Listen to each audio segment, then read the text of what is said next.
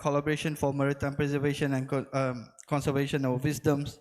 Ladies and gentlemen, esteemed colleagues and distinguished guests, we come together today to underscore the critical aspect of addressing the challenge faced by our maritime environment international collaborations. The ocean as the lifeblood of our planet no boundary, and their conservation required collective effort on global scale.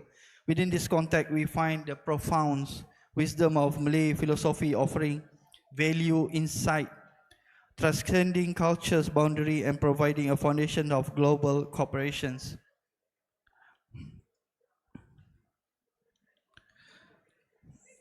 The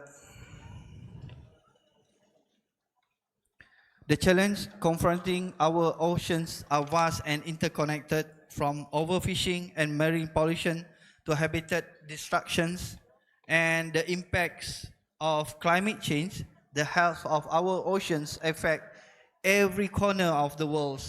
This issue necessitated an unified global response, as they have implications not only for the environment but also for the economies, food securities, and the well-being of present and future generations. The roles of the Malay philosophy deeply rooted environmental wisdom and commitment to conservation provide a cultural perspective that can contribute significant to global solution.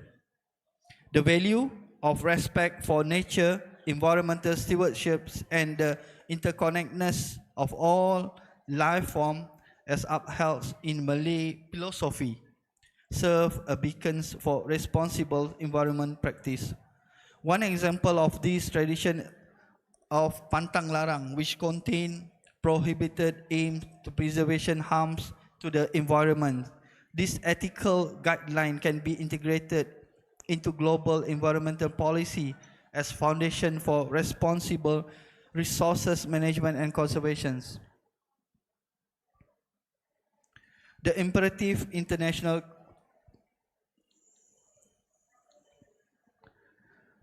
collaboration, however, it is essential to recognize the challenge facing our ocean, our global nature, and transcend the culture boundary of any single nation. Solution require collaboration, knowledge sharing, and collective action. These oceans are shared resources, and their preservation is a shared responsibility. To illustrate the significance of international collaboration, let us consider the issues of marine plastic pollution. Plastic waste know no borders, and its impacts are felt across the world. Malay philosophy values of environmental stewardship and reverence for nature can inspire local initiatives to combat plastic pollution. However, the scale of the problem necessitates a global approach. By engaging the global community, sharing best practice, and collaborating on research, we can develop comprehensive strategy to mitigate plastic pollution, protecting marine life and ecosystems. One of the primary means through this which international collaboration can be achieved by promoting maritime education and raising awareness of conservation wisdoms on a global scale. By incorporating Malay philosophy value into educational curricula worldwide, we can instill a sense of responsibility and ecology awareness in the future generations. This will help create a crowd of global citizens who understand the importance of preserving our oceans and the wisdom responsible coexistence with the environment. Exemplar of global collaboration. One exemplar model of international collaboration for the maritime preservation is the collaborative effort to protect the Great Barrier Reef in Australia. This natural wonder is a global treasure, and its conservation requires the combined effort of scientists, governments, conservation organizations, and concerned citizens from around the world. This collaborative initiative has not only helped raise awareness but have also resulted in policy change, marine protected area and sustainable tourism practice. In academic context, the promotion of international collaboration necessitated research, policy development, and the sharing best practice. In conclusion, the significance of international collaboration of maritime preservation and transmissions, conservation wisdom cannot be overstated. The challenge facing our oceans are global in scope and solution must be similar global. Malay philosophy value offer a culture-rich perspective that can contribute to this solution, transcending culture boundary by engaging with the global community, promoting education and awareness, and exemplifying global collaboration. We can forge a path towards more sustainable and harmonious future for our shared oceans. Ladies and gentlemen, esteemed colleagues and distinguished guests, today we have the privilege of celebrating the remarkable initiative that has successfully integrated Malay philosophy into maritime preservation, education, and sustainable practice. This initiative as a beacon of hopes and examples, potential culture wisdom to drive positive change in our relationship with the oceans. The first one is Langkawi Geopark, a testament to a sustainable tourism. Langkawi and archipelago in Malaysia is renowned for its pristine natural beauty. The Langkawi Geopark, as a UNESCO World Heritage Site, is stellar example how Malay philosophy value have been embraced to promote sustainable tourism. The geopark combine ecological conservation, culture heritage, and eco-friendly practice to ensure that the region's stunning natural landscapes are preserved for future generations. Langkawi inhabitants have embraced the reverence for nature and environmental stewardships, deeply rooted in Malay philosophies. I think with that, okay, I will end my keynotes, okay. I hope that with the sharings, okay, and with my thoughts of idea regarding about the philosophy of Malay, will give some ideas to all the participants in this audience, okay, in this room. I would like to express my gratitude also to all the speakers, presenters, and attendees who have contributed to this seminar. Your insights and your dedication to the preservation of our maritime environments are truly inspiring. As we leave this gathering, let us continue to work together across border and culture to protect our shared planet and ensure that the wisdom of Malay philosophy, deeply embedded in rearrange for nature, continue and to guide us in our quest for the more sustainable future. Thank you, thank you, thank you. That's all. Okay, thank you, Mr. Tajul. Give a big applause to Mr. Tajul. All right, ladies and gentlemen, we already listened to a very delightful presentation from Mr. Tajul. So we have 10 minutes to do discussions, question and answer sessions. So I invite all of you to sharing ideas or asking questions. If you have any, you may raise your hand.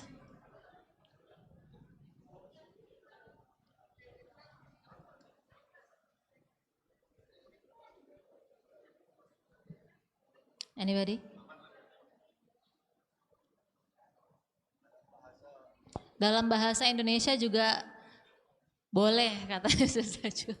Bahasa Indonesia juga bisa. Bisa. Mr. Tajul menerima pertanyaan dalam bahasa Indonesia. Kalau enggak bahasa Indonesia, bahasa Malaysia juga boleh. Bahasa Malaysia juga boleh. Nah, udah ada 3 pilihan, bahasa Inggris, bahasa Indonesia, atau bahasa Malaysia. Silakan.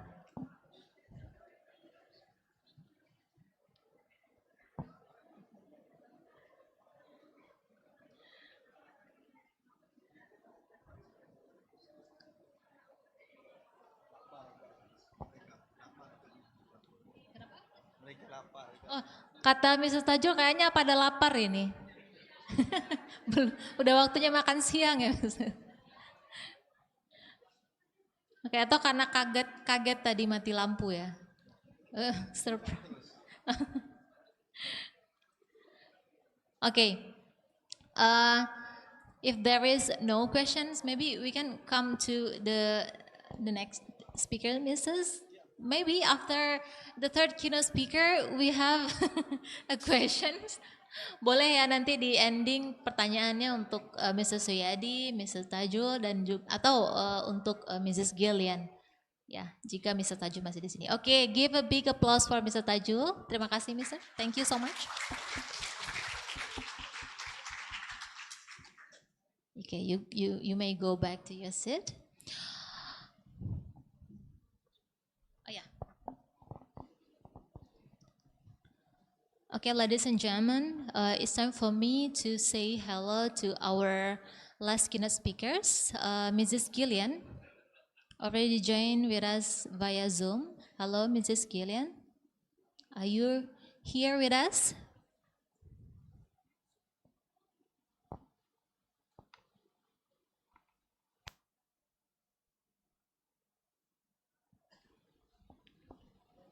Yeah, actually, we scheduled the presentation for Mrs. Gillian at 11:40, but okay, Mrs. Gillian already here. Hello, Mrs. Gillian. Good morning from Indonesia. Good morning, or should I say selamat pagi? Selamat pagi. Selamat pagi juga. Okay, Mrs. Gillian, it's time for you to do your keynote speech. You have 14 minutes to present your keynote speech. Please. Thank you. I'll just get my slides activated. My system shut down a few moments ago, so just please excuse me. Okay, so we're gonna help. Committee, can you help with the slide? All right.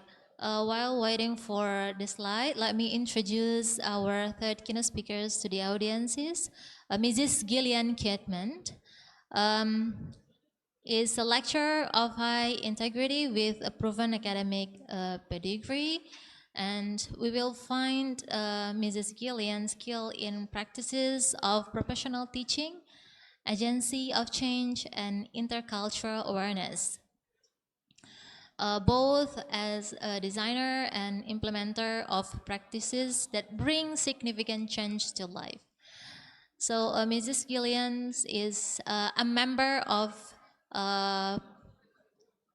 professoriate and give significant contributions to all activities in her faculty, and exhibit a national and international leadership in education practice and design. And her experiences, she experienced 25 years in academia as academic board member, women in leadership mentor, faculty research committee, and many more. And then some of her key achievements. As the leader of STEM, Sustainability Research Team of 14 academics, 4 countries, 2 states, and 5 universities, and 2 faculties, and leader of the Berwick Education Research Community, an active supervisor for 10 PhD students. And she also awarded funding for some research, yeah, I cannot read one by one. And Mrs. Gillian also senior lecturer and already conducted a lot of research related to her expertise. All right, it seems that the slides already ready. Yeah, we can begin. Mrs. Gillian, it's time for you to deliver your keynote speech. Terima kasih, and selamat pagi once again. Thank you everybody for inviting me to speak to you this morning or this afternoon, wherever you are listening from. I'm Associate Professor Gillian Kidman from Monash University, and it's my greatest honour to be able to join you today. Unfortunately, I can't be there in person, so I've created this map to show where I am, right down in the bottom part of Australia. And in gold there, I have put in Indonesia. Indonesia has many more islands than Australia, but we do have a lot of things in common. Wonderful beaches, wonderful marine coastlines, wonderful waterways. And it's that wonderful waterways that we need to learn about and to protect. And that's what I'm going to be speaking to you now. Just to show you a little bit of the contrast of my experiences and your experiences.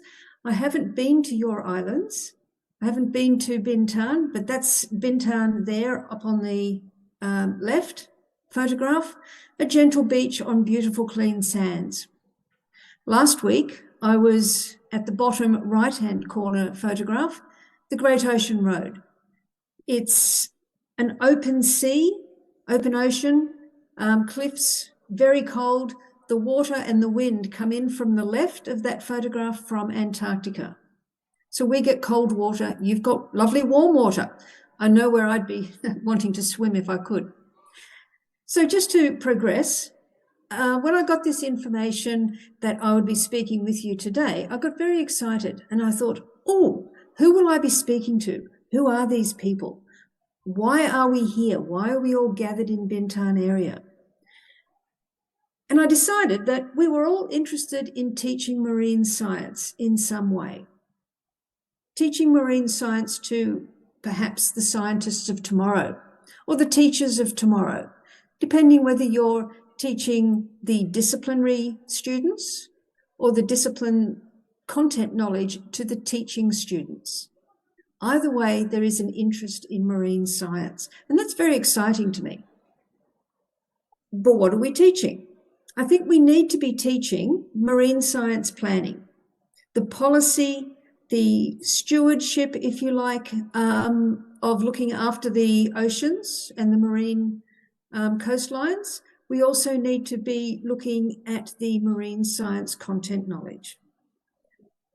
Even if you are a scientist of tomorrow, you need to be taught about management and planning of our oceans. You need to be taught the content of the oceans, and importantly, you need to be taught the stewardship.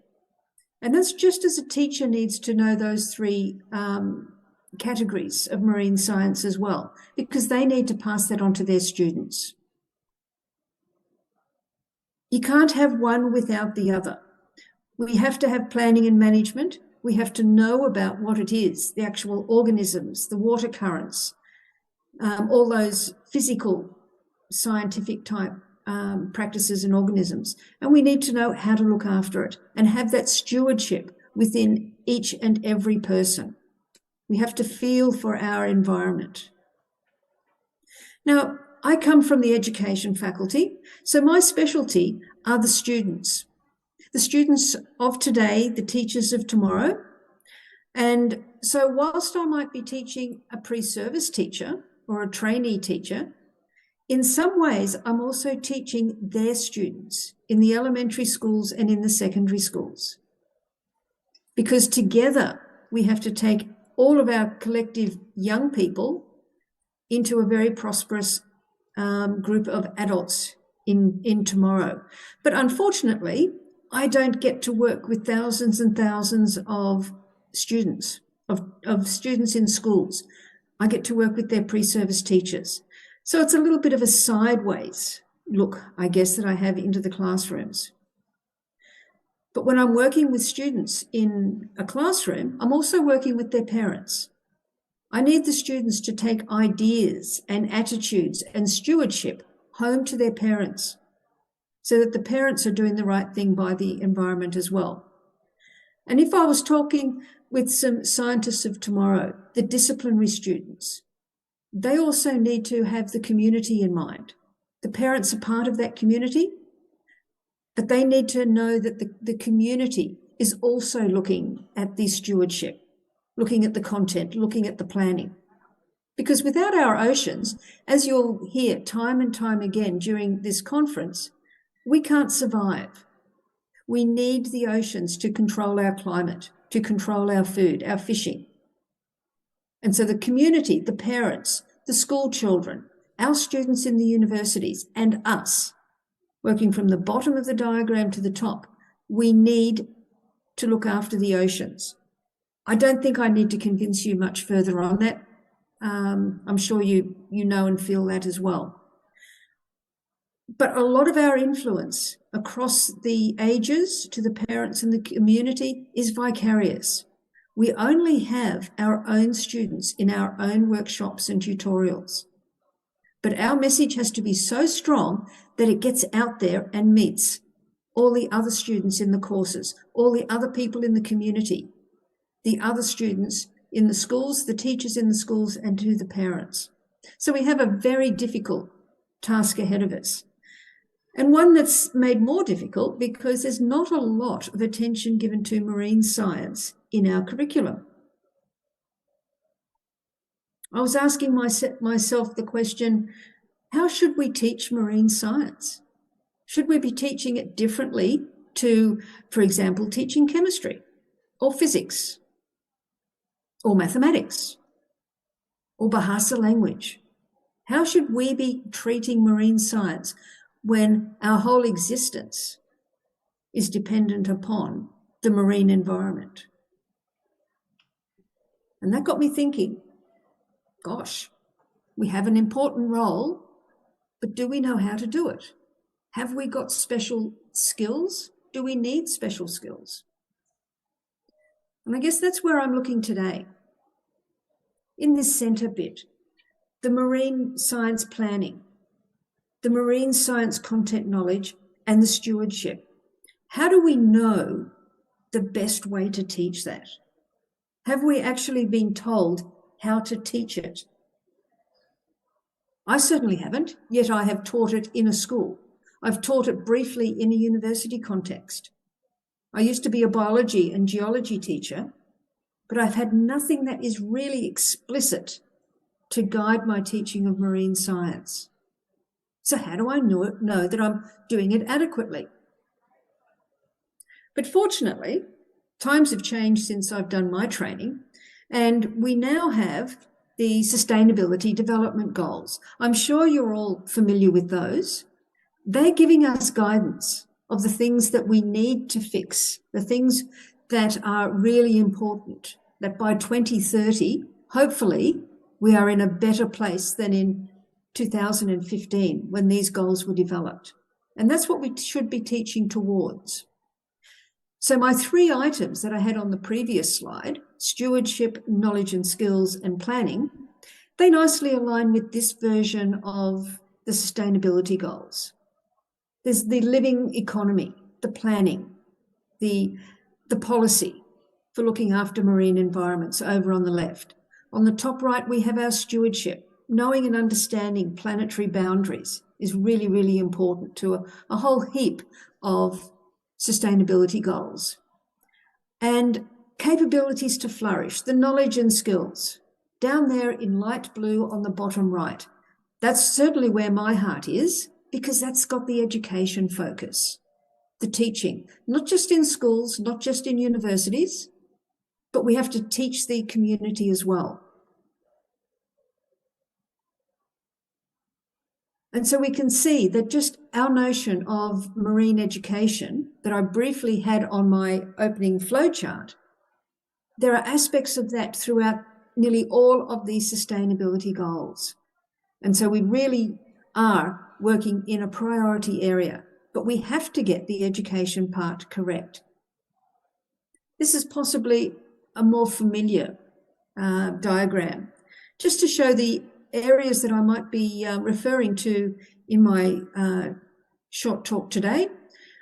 Obviously, it's education, quality education for all. I'm also looking at cleaner water and sanitation, because as we know, if we get the balance incorrect on some of your islands and some coastal areas, we have aquifer damage. And so we lose the fresh water that we need for drinking, to salinated water. So clean water becomes an issue, and students need to learn about that. We also have good health and well-being.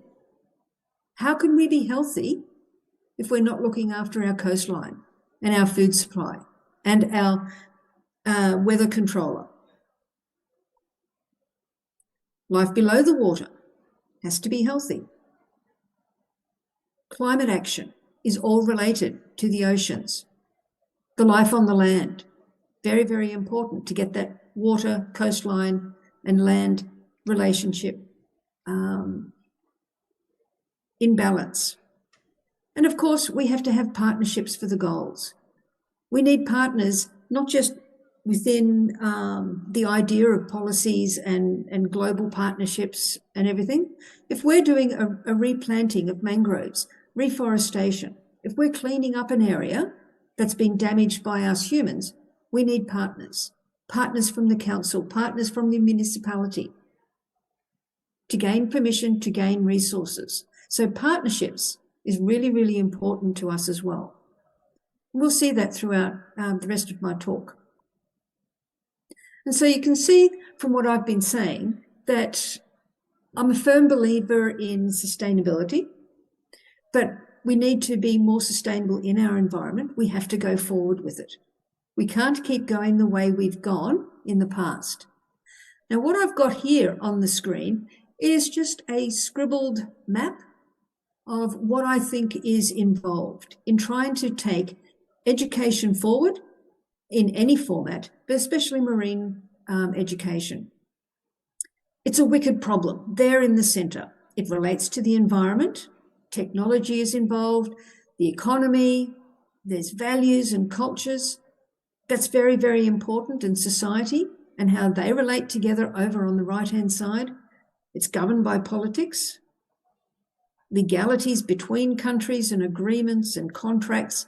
All sorts of things are involved in trying to keep a clean environment, maintain both the marine environment and the coastal foreshores where the land and the water overlap. Important work. But education isn't in there because I don't know where to put it. It's all involved. It's in there somewhere. But from the literature, from what I see on the television, from what I hear being discussed in conferences and with my colleagues, is education involved in it or is it separate too?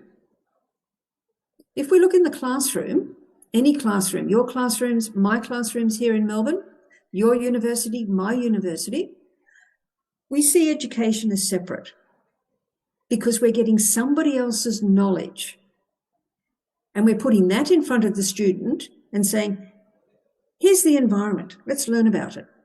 Here's technology, let's learn with it. This is what the economy is about. This is what values means. And it's separate. And I've got a bit of a disagreement with that. I don't think we should constantly have education separate to our wicked problems of maintaining a clean marine environment, of having an optimal marine education. We need to have education right there in the middle, in with the wicked problems. Otherwise, we can't solve it. We can't keep giving students somebody else's knowledge from a textbook because that's not going to give them a sense of reality. They need to get out there into the world, take part in replantation of mangroves or forests, beach cleanups, whatever is happening in their environment. They need to be part of that wicked problem. And so I'm advocating here that we need to have the same attitude with marine education. We need to teach the students, if they're university students doing disciplines, if they're pre-service teachers, if they're in elementary school or early years, or if they are in secondary school, we need to teach them they are part of the problem. They are part of the environment. They have their own culture, their own values. They are part of it. It cannot be separate. So then I got to wonder, well, what does the education literature tell us Am I correct that education needs to be part of everything that we do? The students have to react and get involved in their local environments. So I went to the literature to see what it was telling me. Now, this is literature that relates to how do we teach marine science? Now, my expertise is largely in pedagogies. I absolutely adore inquiry-based, problem-based learning, problem-solving, designing problems, answering problems, finding solutions. So it's the active pedagogies that can be used with a child in the elementary years, with a child in high school, secondary school, or with a student in university. The same sorts of pedagogies can be adjusted depending on the learner's age. And indeed, with teachers or scientists having professional development. So I decided I would do a rapid review of marine science literature, see what it says about my pedagogies. And so you can see with the diagram on the right, I have followed the Prisma format. And that's a format, if you're not familiar with it, where you go into a database and you look up with a number of keywords. What is the data telling us? What is the papers that should be read in detail? Now, I started out with 2,157 journal articles. Now, these articles were published in ERIC via ProQuest. That's an Australian database, but it does attract papers from all around the world. Now, I do apologise for not using the Indonesian Sintra journals, but I don't read Bahasa. And so I thought there was little point in trying to include Sintra 1 and 2 in my search engine list. So I just stuck to ERIC because it was in English. I used the past 10 years to try and get some currency so that there would be some technology, ICTs, computers, apps, iPads, that kind of equipment possibly coming into the literature and the pedagogies as well. Out of those 2,157 papers, reading the titles and the abstracts, I excluded 2008. They just weren't giving me what I wanted. They might have been a PhD thesis. I wanted published quality works. And in the end, I found 149 papers. So I looked closely at those 149 papers and I compiled the information that I wanted into 8 themes. And so what I'm going to do now is take you through my findings. What do those 8 themes tell us about how we should be teaching marine science? So the first theme was the learning potential of marine education, of a marine science. And I found that there were 5 main things that we needed to consider that indicated there was a learning potential. So it is worthwhile. But it's often worthwhile that it's used as a context, as a focal point to develop reading, writing, mathematics, problem solving, critical thinking, those sorts of things. The literature is saying that most learners learn better if it's in that context, rather than saying, oh, look, here are 10 different types of shrimp. Let's learn their names. Oh, now let's learn 15 different names of a crab. Or here's a taxonomy, let's go and use it. Put it into a context. Why do we need to be reading, writing, measuring crabs and prawns, for example? So make it meaningful. If we do that, then we're getting first-hand scientific skills and knowledge being learnt, and the same for cultural experiences. We can't separate the knowledge from the culture, and we shouldn't when we're looking at marine science learning. If we have a good quality marine education, we're going to get informed decision makers and citizens. We should also quite explicitly build in Indigenous perspectives. So they're the 4 main things that the literature was telling me: Indigenous, informed citizens, culture and scientific skills and knowledge in context, and we've got a great learning potential within our classrooms. But as the last point says, there is a caveat. If the teacher has an ocean literacy, then she or he can develop ocean literacy in students. So the teacher, be the teacher in a school or an academic in a university, it doesn't matter. They have to know what they're talking about the policy, the knowledge, and that stewardship from my opening slides. If they've got knowledge on all of that and some skills, then they've got the ocean literacy, and then they can pass it along to someone else. It would be like me trying to teach someone how to fly a helicopter. I don't have that helicopter literacy. So without that, I can't pass it on to students. So the teacher or the academic is really, really important in marine education. We must have qualified teachers in order to develop these skills in our students. So that's the learning potential. The second theme was on the knowledge acquisition. So all my papers said we can get ecological knowledge, largely biological and systems thinking, plants, animals, all of the marine knowledge. It often is accompanied by a strong amount of mathematical knowledge. There's graphing involved, lots of percentages, so rich in mathematical power. If we're looking at the policy and overfishing ideas, we're looking at economics and civics knowledge as well. And because we thought we were just looking at marine education or marine knowledge, there is a deliberate interdisciplinary knowledge that goes with it. Taking ideas from different disciplines, putting them together and having a newer, stronger, better understanding. So that interdisciplinary final point is really, really critical to marine education. So what skills did I learn about when I was reading all these papers? There are professional skills. Now, the professional skills are in two groups, ones that go towards the disciplinary scientist.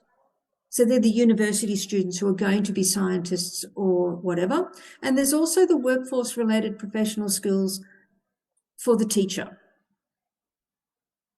There are specific skills, how to use different scientific apparatus, for example, the inquiry process skills.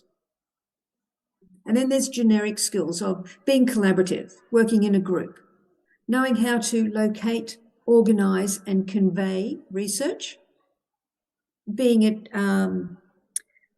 locating it and collecting data yourselves or taking it from a research that you found online. So primary or secondary data, it's still locate, organise, convey. And of course, there is active learning. Active learning is essential.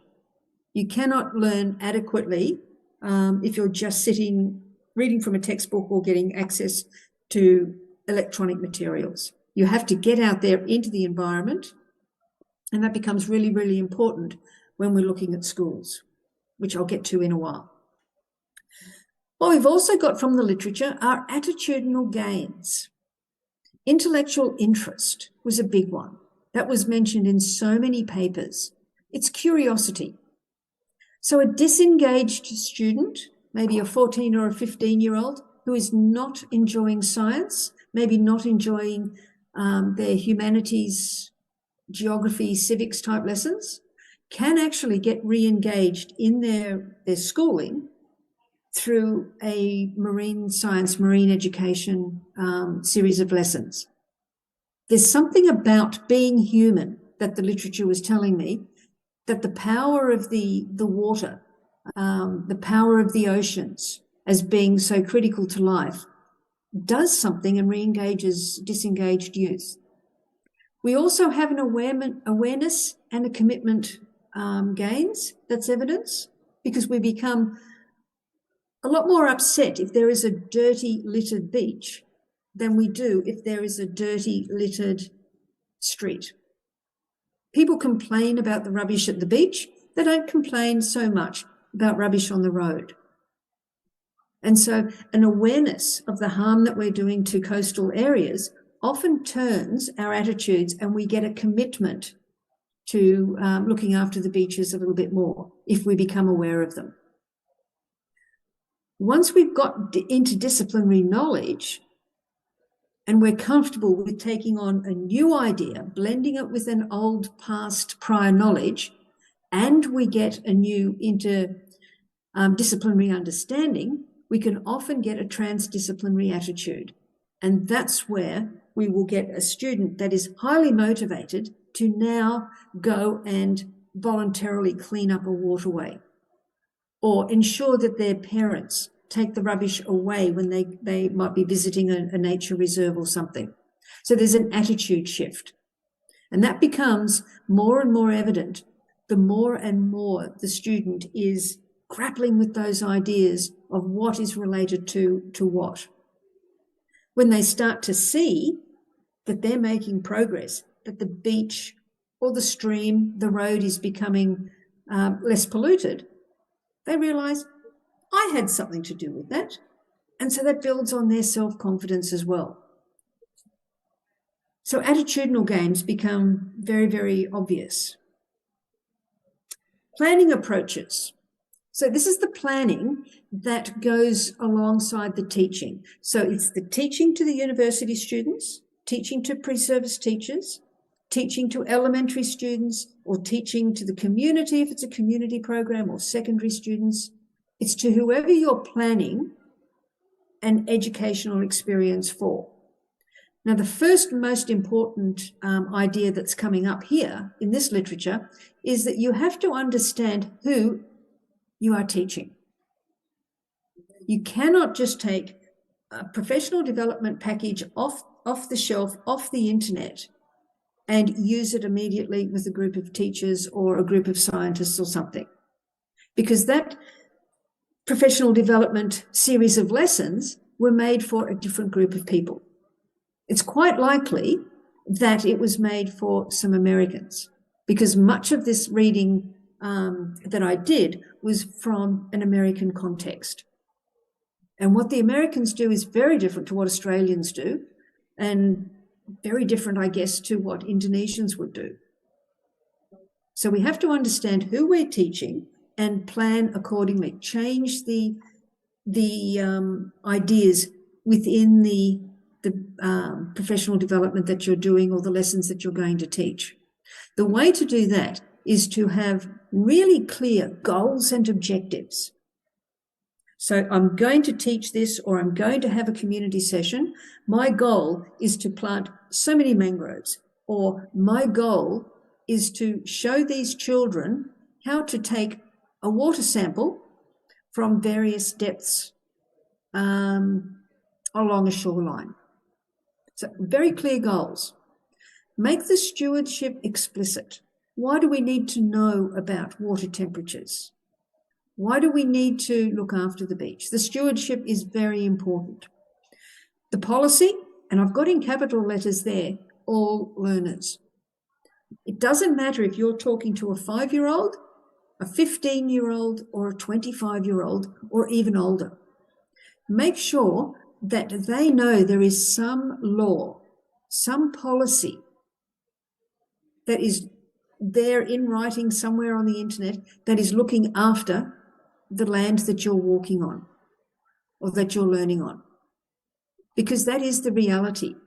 And if people know and grow up knowing that somebody says it has to be kept clean, then we've got a better chance of looking after it and going forward tomorrow. So it's important to educate, even from the youngest age, all the way through, that there is a policy. The policy is there for a reason. But then also that policy does change. If we have a better understanding, we can rewrite the policy. And people do have a say in that as well. And my favourite one here that came out of the literature was include restoration activities. We can't just assume somebody else is going to do it, or those trees are gone now, or all that kelp has gone, or the seagrass is gone. Get in there. Go and plant some more. or do the fundraising to get the new plants grown and then go and put it back. Because that makes that loop with the stewardship. It can be included in the policy from one government to the next, that restoration is important. Otherwise, it will be far too long before those small plants go and re-establish themselves. It might take hundreds of years when we could do it in hundreds of days. So we need to make sure that restoration is happening. We have to consider the learning styles of the learners, whether they like the hands-on, whether they like the books, whatever they prefer. We have to consider that to give them what they want, but also what they don't want. We have to take them out of their comfort zone so that they experience different types of learning, because that means they're getting an optimal learning. And as I've said previously, integration is needed, but here we have to make it explicit. So we say, we're looking at some of these mathematical ideas now in our geography lesson or in our science lesson. Bring in those other subject areas, because that will only enrich the planning that you're doing and then the learning of the lessons for the students. Now, not everybody can live near a beach. Sometimes they're far too far away, but there's always a creek or a waterway that can be used. And a lot of the literature in marine, meaning coastal, says just take this idea, modify it according to who your kids are or who your learners are, but use a creek and a waterway. So instead of having salt water, you've got fresh water. You've still got grasses and water plants. You've still got water flow. You don't have a tide. You might have a river flowing through, but you can still do marine or water-based studies. A lot of teachers don't realise that. Now we come to the teaching methods. Now, I got a little bit confused when I was looking at these actual teaching methods. Are they methods? Are they pedagogies? I wasn't sure of the term that is often used in Indonesia. And indeed, in the literature, there were so many different terms. There were strategies or whatever. So I've just called them methods here. But there was fieldwork and inquiry processes. It's at the top of my list. It was really important. It was stressed. Everybody should be doing fieldwork and inquiry processes. If for some reason there are no funds to go on a field trip, then you bring the fieldwork into your classroom. So the teacher might have to go out and get some specimens and bring it in. If you can't take the students to the specimens in the field, you bring the field to them somehow. When you are in the classroom, there are lots of simulations that you can be looking at now that we have technologies. We could do taxonomic activities. We could bring in some crabs or some prawns or shrimps. I've actually taught using prawns that I bought at the supermarket. And we did all sorts of measurements and finding out which net would have been appropriate to catch them in, the holes of the sizes, size of the holes, in fishing nets and things. We can bring in guest speakers. We can have students debating. Storybooks is a wonderful way of teaching marine science. Now, storybooks is a term that is used in the literature, but it was for all ages of school children, because we have non-fiction, we have novels, and we have picture books for young children. So I've just grouped them there as storybooks, but it's anything in the literature that might be set in a marine environment. Group work, looking at problem-based scenarios, is really important, and also using the digital opportunities that we now have. That came up a lot in the teaching methods. And also a lot was being reported about being teacher-centred. So you can see there's sort of three main groups there of ways that is currently being used, methods that are currently being used to teach some form of marine science. However, when we look at the frequency of all that I was reading, we get a little bit of a different story. Now, teacher-centred learning was just under 50%. I'm a bit concerned about that. Lots of storybooks were being used. That's the second one from the top. Inquiry processes. Fieldwork only got 7. Now, that's a major worry for me. Students are spending all their time in the classroom, or a lot of their time in the classroom, with a teacher talking to them about marine science. And I'm thinking in these studies, that's not a good idea. It's not going to be optimal for a marine science education. The idea of having storybooks, inquiry, fieldwork, speakers, projects, debates, all of that variety is wonderful, but not if it's so poorly balanced against a teacher-centred learning environment. So I think that's one of the key messages I got was we need to increase the usage of these other methods to decrease that teacher-centred learning. Because if those teachers are like me, I've had no training, no special training in marine science. I was a biology teacher, but my undergraduate was on ecology and botany, not on prawns and fish. And so I can't be the very best teacher of marine science if I'm relying on a textbook. I need the students to be in control, and we need to learn it together. And so that teacher-centred learning, I'm really uncomfortable with the predominance of that in the field at the moment over the last 10 years. On to assessment. Notice there that the exam is not mentioned. Out of all of these papers, there were these 6 ways of assessing the learner. There was group work skills. You know, are you collaborating? Are you sharing the load? Are you letting everybody else do all the work? There's communication. Are you clearly spoken? Can you write clearly? Are your sketches, your biological diagrams, are they clearly communicated using convention? Can you design curriculum if you're a teacher education student? Or can you work with policy and planning and make an edit to a policy document? What are your research skills like? Are you capable of critical thinking? And importantly, the stewardship participation. These are what the literature is saying is being and should be assessing. The exam's not there. The content knowledge isn't being explicitly assessed. I guess if you're communicating well, you're writing a good essay, that might be a group work, and it's got critical thinking in it, that's what is being valued, just as, you know, if not as much and if not more than the content knowledge. So those were my 8 themes. I'll now quickly go through a few slides on the recommendations.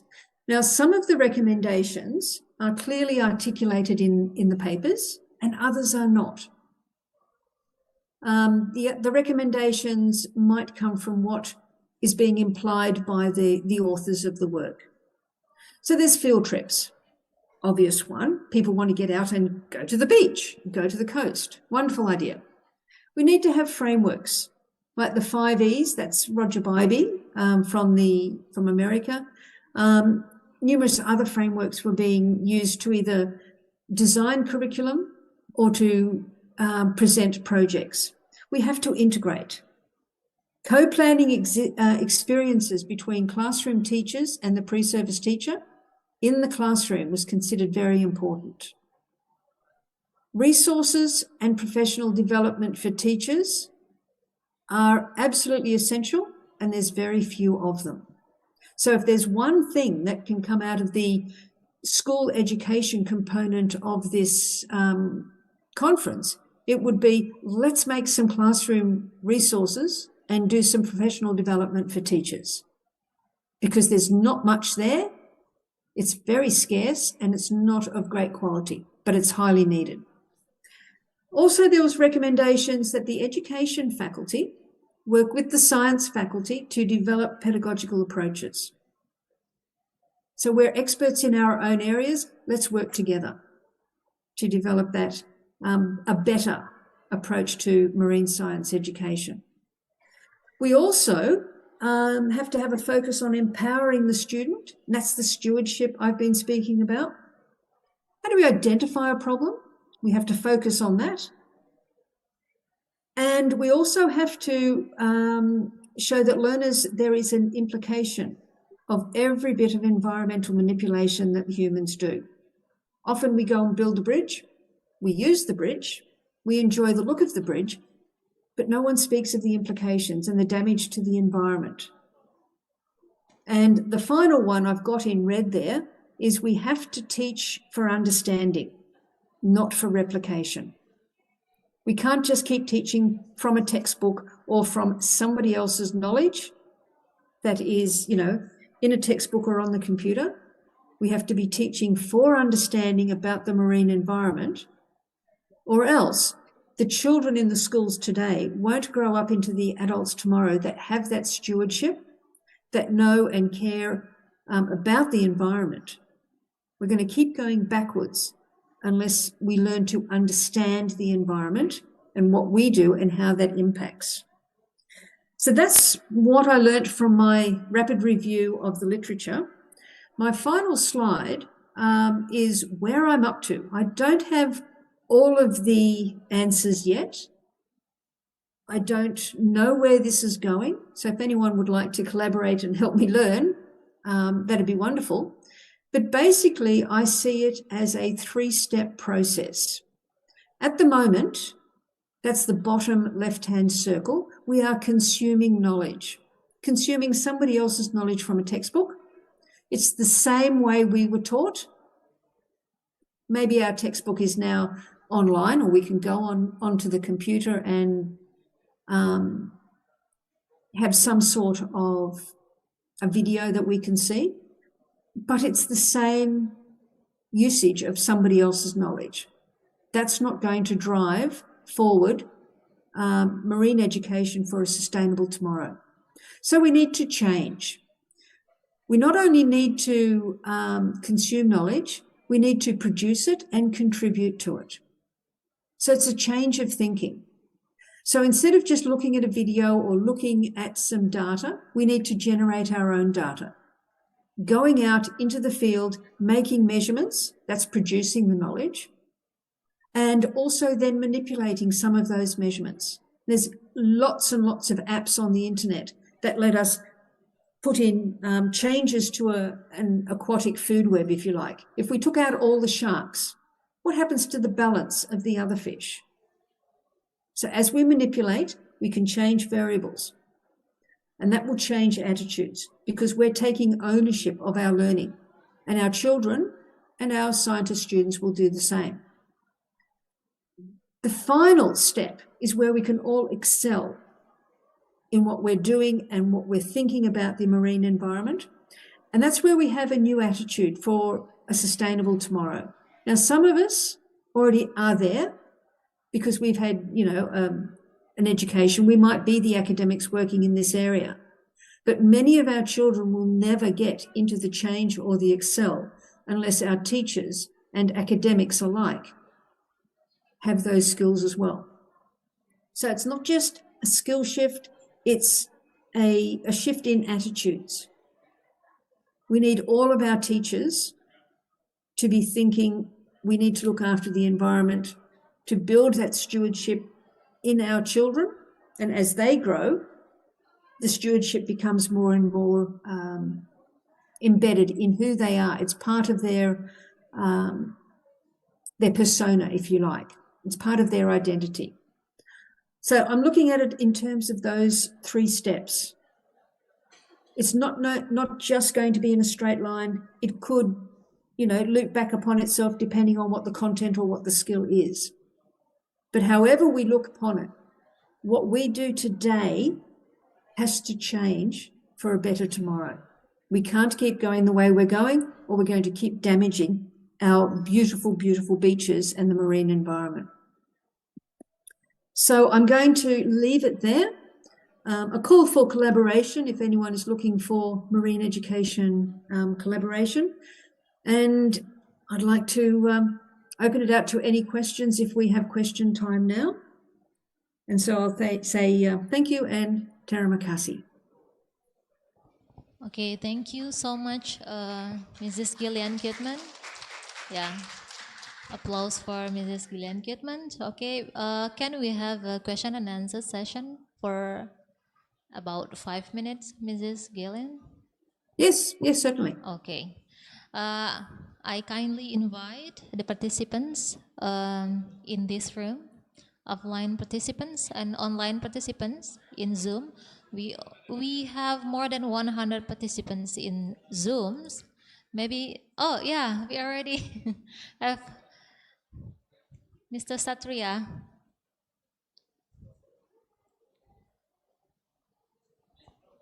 Can you help with the microphone committee? Okay.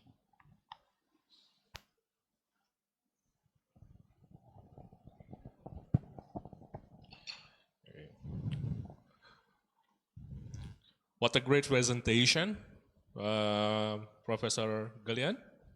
Can you hear my voice? Yes, I can. Hello.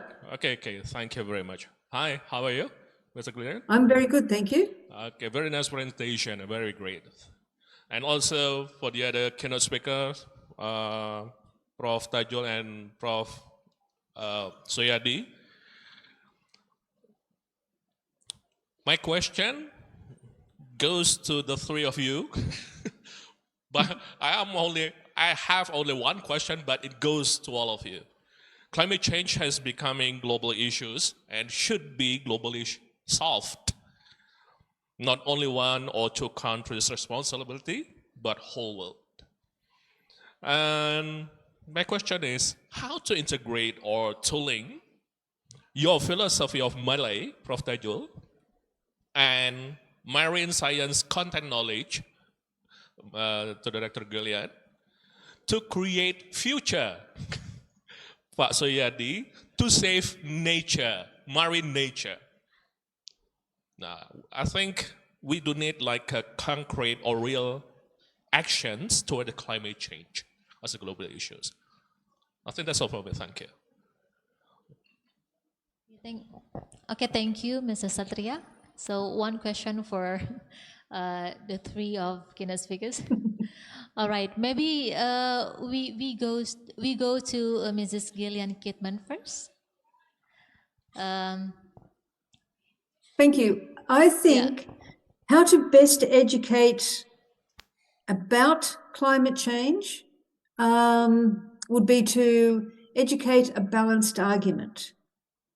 We need to consider that there are some people who are unsure, they are skeptical, maybe they're deniers, and we need to also let every student, every child, every learner understand that there is more than one argument and that they need to have their own viewpoint, not just copying from someone else, that their own viewpoint can be developed in the classroom through problem-solving activities developed by the teacher, inquiry activities that are developed so that the students can see different people have different views and that they can make up their own view, but with a stewardship in mind. Because it's very difficult to show clear evidence to a child when they don't remember 5 years ago when the water was not rising quite so much, that it's a slow process. But that all has to be part of the education as well, but it must be in balance. At the moment, I think we just teach the scientific fact. We have to teach the human reality of that as well, as a balance. Thank you. Okay, thank you, Mrs. Gillian. Maybe we can go directly to Mr. Tajul. You have any ideas about the questions? Okay, thank you very much. Okay, I'm also fully agree with Prof. Dr. Gillian Kidman, whereby that with all these initiative, the childs or the childrens need to have the understanding first. Okay, it goes back to same what Malay philosophies. Okay, whereby the old our ancient peoples has teach us about the pantang larang and what do and don'ts to the ecologies or to the our natures. Okay, uh, and more or less, I think that for the young generation, we need to give them the meaning of adab and akhlaq, whereby about the respects of natures, respect of their surrounding environments, and for the betterment of futures for the young generations. I think that was my opinion that I can relate to the Malay philosophies. Thank you. Thank you so much, Mr. Tajul. Maybe the last, Mrs. Suryadi? Okay. All right, thank you. It seems that the participants from in Zoom, have a questions. Committee can help.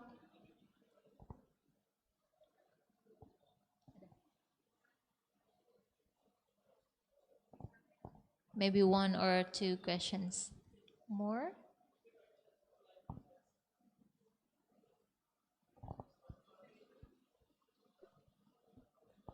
Yeah, I, I see one questions, one message from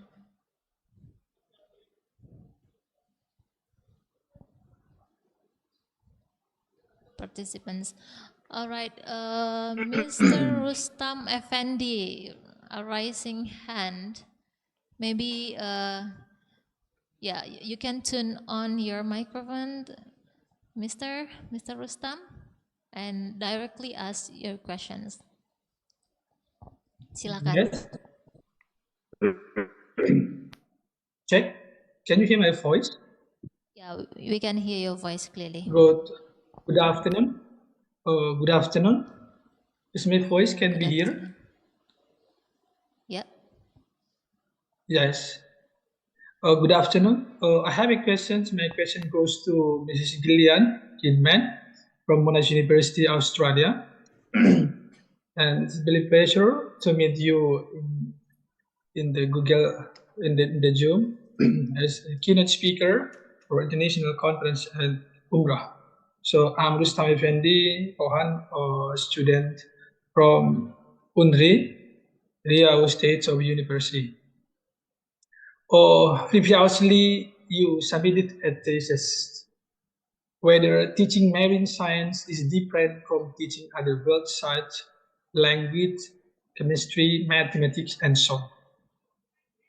So I agree with your thesis that it has a different, but my question is, do you think that the learning concept of students who live in maritime areas need to be differentiated from students who live in such metropolitan city in the context of orientation? So based on your study, can you highlight what is the orientation different belong to the classification of student have state before? Thank you very much. Thank you for your question. I had a little bit of a problem hearing it. I think you're asking, is there a difference between metropolitan-based students and those students who live along a coastline, whether they are taught differently or they have different opinions? Is that your question?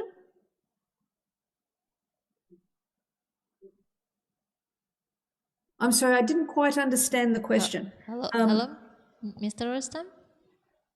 Yes, no, I have a thumbs up. Okay, yes. Okay. One of the points in my first theme on planning was you have to know who you are teaching. Now, a teacher who is living in a maritime or a marine coastline area knows that their students are probably very familiar with the coastline.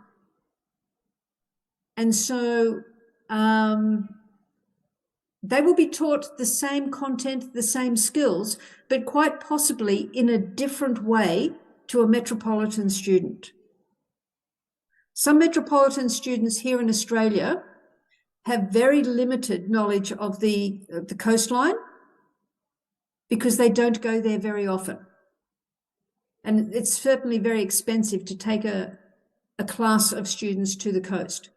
So whilst you have the same content, you have to present it in a slightly different way, and that's the background experience that the students would have. But the teachers in Australia are aware of that, and they would be modifying their planning accordingly. We won't teach everybody everything the same way because where the location of the school is considered quite important. I hope that answers your question. Okay, thank you, Mrs. Gillian. All right, it seems that we have two message in Zoom. Committee, can you help to show us the message? Maybe that is a question.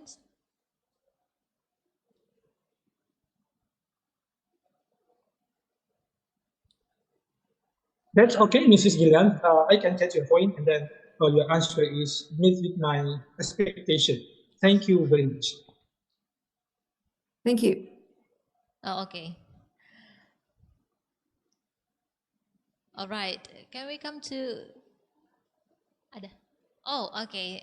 There is no question in the chat box. All right, ladies and gentlemen, and Mrs. Gillian, I think that's the last questions for these sessions. Thank you so much for joining us today and give a very fruitful explanations related to your keynote speech. All right,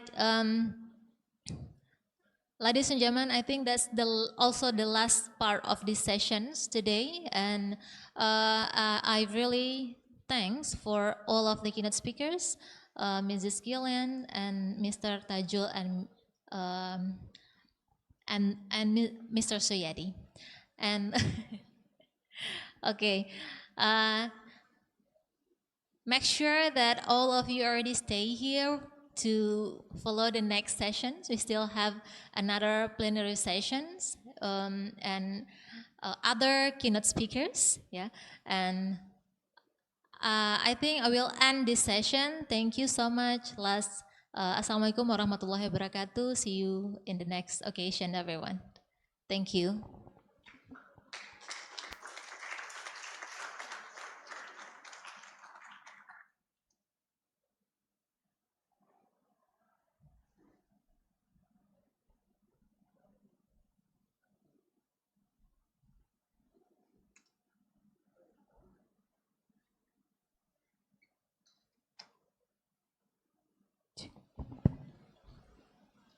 Terima kasih kepada Ibu Hanifah sebagai moderator pertama kita pada siang hari ini.